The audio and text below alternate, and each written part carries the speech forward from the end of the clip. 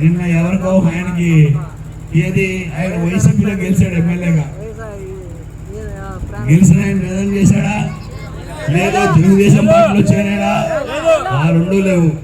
కానీ ఇక్కడికి వచ్చి 1 నెల రోజుల ముందర వచ్చేసి తిరిగేస్తున్నాడు.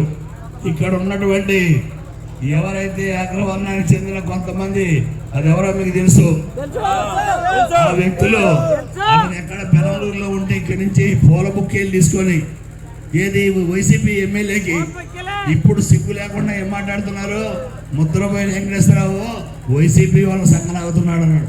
ఆ సంఘం మీరు నాకేనేమో కానీ నేను నాకలేమో అంటాడు. ఇదే పార్వసారి మొన్న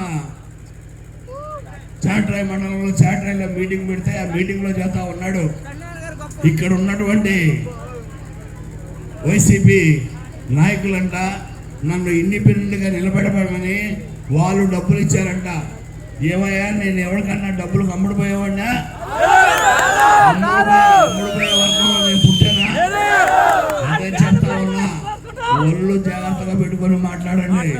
రాజకీయాల్లో ఇలువలు కాపాడుకుంటే గౌరవం ఉంటుంది తప్పితే నీ ఇష్టాసారంగా మాట్లాడడానికి ఎవరు చేతులు కట్టుకోలేరు. ఇదివరకు అనుకుంటున్నారేమో అప్పుడు పంపిద్దాం అనుకున్నారు, 2014లో 2019లో పంపిద్దాం అనుకుంటున్నారు.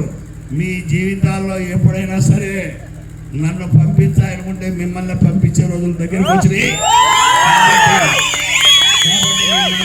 కూడా మనం చేసేది ఒకటే, ఇవాళ స్వతంత్ర అభ్యర్థిగా మీరందరి దగ్గర కోరేది ఒకటే, 10 సంవత్సరాలు నేను కష్టపడి పనిచేసినా లేదా